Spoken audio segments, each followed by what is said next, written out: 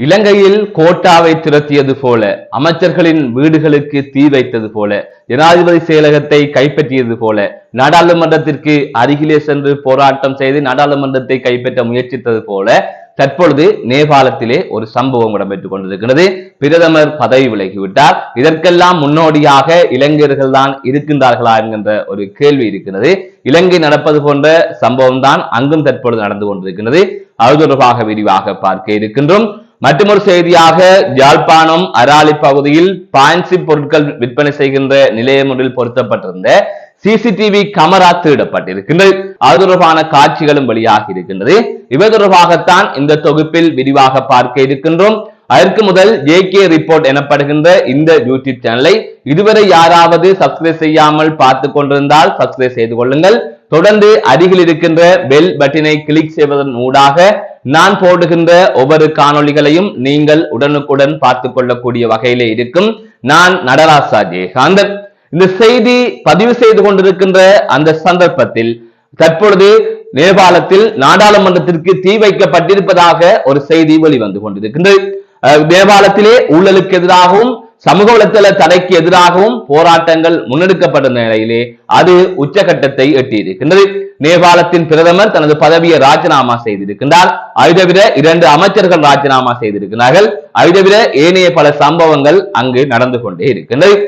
அதாவது நேபாளத்தில் அவசரமாக வாட்ஸ்அப், இன்ஸ்டாகிராம் உள்ளிட்ட பல்வேறுபட்ட சமூக வலைத்தளங்கள் தடை செய்யப்பட்டது. அதாவது கிட்டத்தட்ட அனைத்து சமூக வலைத்தளங்களையுமே அவர்கள் தடை செய்து விட்டார்கள். காரணம் என்னவென்று சொன்னால் வெறுப்பு பேச்சு, போலி பிரச்சாரங்கள் சமூக வலைத்தளத்தினூடாக செய்யப்படுகின்றது என்கின்ற அடிப்படையிலே அரசாங்கம் அவற்றை தடை செய்திருந்தது. எனவே ஊழலுக்கு எதிராக ஏற்கனவே அங்கு போராட்டங்கள் முன்னெடுக்கப்பட்டிருந்தது. ஆனால் அது பெரிய அளவிலே முன்னெடுக்கப்படவில்லை. அதாவது அங்கிருக்கின்ற அரசியல்வாதிகளின் பிள்ளைகள் சோகோக வாழ்க்கை வாழுகின்றார்கள். அது மக்களின் வரிப்பணத்தில், ஊழல் பணத்தில் தான் அவர்கள் இவ்வாறு சோபோக வாழ்க்கையை வாழ்கின்றார்கள் என்று அங்கு பிரச்சாரங்கள் எல்லாம் முன்னெடுக்கப்பட்டிருந்தது. அவ்வப்போது சிறிய அளவிலே போராட்டங்களும் முன்னெடுக்கப்பட்டிருந்தது. இந்த நிலையில் இந்த போராட்டங்கள் அல்லது இந்த விடயங்கள் தீவிரமடைந்து கொண்ட நிலையில் நேபாள அரசு மீது ஊழல் குற்றச்சாட்டுகள் அதிகரிக்க தொடங்கியது. அதற்கான விமர்சனங்களும் அதிக அளவிலே முன்வைக்கப்பட்டுக் கொண்டிருந்தது. இப்படி இருக்கின்ற போதுதான் திடீரென்று நேபாள அரசு சமூக வலைத்தளங்கள் மீது கை வைத்ததை தொடர்ந்து இளைஞர்கள் போராட்டங்களை செய்ய தொடங்கிவிட்டார்கள். அந்த வகையில் நேபாளத்தின் தலைநகரான காத்மாண்டுவிலும் அவிதவிந்த ஏனைய பகுதிகளிலும் போராட்டங்கள் தீவிரமடைந்திருக்கின்றன. இந்த போராட்டத்தின் போது போராட்டக்காரர்கள் பலர் உயிரிழந்திருக்கின்றார்கள், காயமடைந்திருக்கிறார்கள். போலீசாரை பயன்படுத்தி அமைதியான முறையில், ஜனநாயக முறையில் இளைஞர்களால் முன்னெடுக்கப்பட்ட போராட்டத்தை அவர்கள் நசுக்க முயற்சித்தார்கள். ஆனால் இளைஞர்கள் அதற்கு அடங்கவில்லை. அதன் தொடர்ச்சியாக பிரதமரது இல்லத்திற்கு தீ வைக்கப்பட்டிருக்கின்றது. பிரதமரது சொந்த இல்லத்திற்கு தீ வைக்கப்பட்டிருக்கிறது. அதை தற்பொழுது நாடாளுமன்றத்திற்கு தீ வைக்கப்பட்டிருப்பதாக கூறப்படுகிறது. அதனை தாண்டி பல இடங்களில் தீ வைக்கப்பட்டிருக்கின்றது. அதாவது இலங்கையில் நடந்தது போல அங்கு தற்பொழுது நடந்து கொண்டிருக்கின்றது.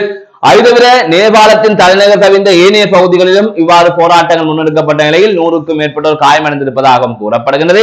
இந்த நிலையில் தான் KP சர்மா ஒலி அவர்கள், அதாவது நேபாளத்தின் பிரதமர் அவர்கள், இந்த அரசியல் நெருக்கடிக்கு தீர்வு காணுகின்ற நோக்கத்தில் தான் இந்த பதவியில் இருந்து விலகுவதாக அவர் சார்பாக அறிக்கை வெளியிடப்பட்டிருக்கிறது. எனவே அவர் அவரது பதவியை ராஜினாமா செய்துவிட்டார். அதனை தாண்டி அவர் நாட்டை விட்டு தப்பியோட போகின்றார் என்று விமான நிலையத்தையும் பலர் சுற்றி இருப்பதாக கூறப்படுகின்றது. அதை தவிர இவர் ராஜினாமா செய்வதற்கு முன்பாகவே நேபாளத்தின் ராணுவ தளபதி நீங்கள் பதவி விலக வேண்டும் என்று கூறியிருந்ததாகவும் தெரிவிக்கப்பட்டிருக்கின்றது.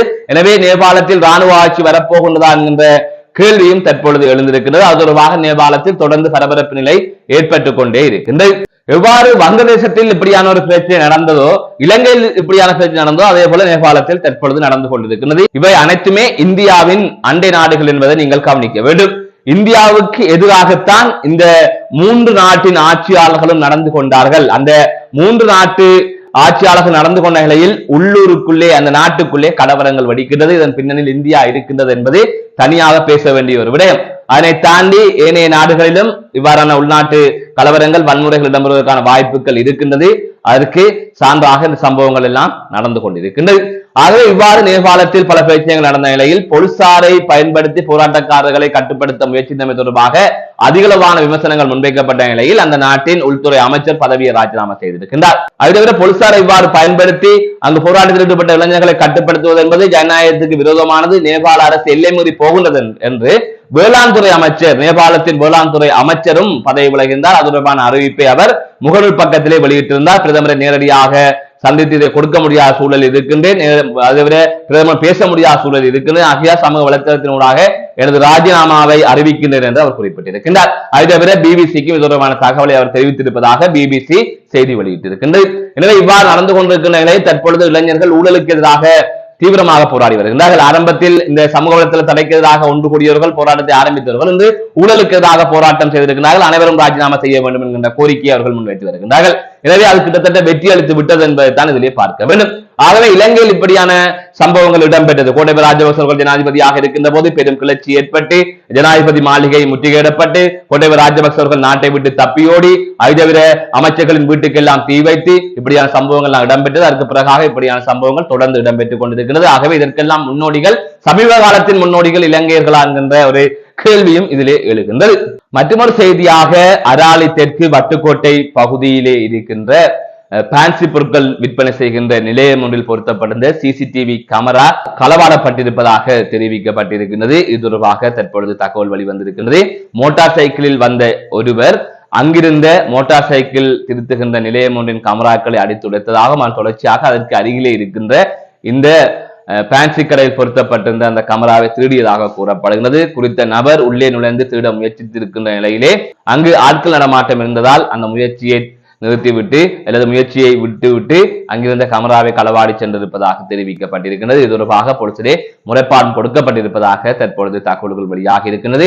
இந்த நிலையில் நேற்றைய தினம்தான் குறித்த நபர் இவ்வாறு மதுபோதையில் வந்து இந்த காரியத்தை செய்திருக்கின்றார். அந்த சிசிடிவி கேமராவை திருடி இருக்கின்றார். அதற்கு பிறகாக அந்த வர்த்தக நிலையத்தின் உரிமையாளர், அந்த பான்சி பொருட்கள் விற்பனை செய்கின்ற அந்த நிலையத்தின் உரிமையாளர் இந்த தினம் காலை சென்றிருக்கின்றார். அப்போதுதான் அங்கிருந்த கேமரா திருடப்பட்ட சம்பவத்தை அவர் அறிந்திருக்கின்றார். எனவே இவ்வாறு மதுபோதையில் வந்த நபர் அந்த கடைக்குள் நுழைந்து திருட்டு முயற்சியில் ஈடுபட அவர் யோசித்திருக்கலாம். ஆனால் வீதியிலே ஆட்கள் நடமாட்டம் இருந்ததால் அந்த முயற்சியை கைவிட்டதன் பின்னர் இவ்வாறு சிசிடிவி கேமராவை திருடி இருக்கலாம் என்கின்ற சந்தேகம் எழுந்திருக்கிறது. இது தொடர்பாக அந்த கடையின் உரிமையாளர் போலீசிலே முறைப்பாடு கொடுத்திருப்பதாகவும் கூறப்படுகின்றது. வட்டுக்கோட்டை போலீஸ் பிரிவுக்கு உட்பட்ட பகுதியில் தான் இந்த சம்பவம் நேற்றைய தினம் பதிவாகி இருப்பதாக, அதாவது நேற்றைய தினம் இரவு பதிவாகி இருப்பதாக தற்பொழுது தகவல்கள் வெளியாகி இருக்கின்றது.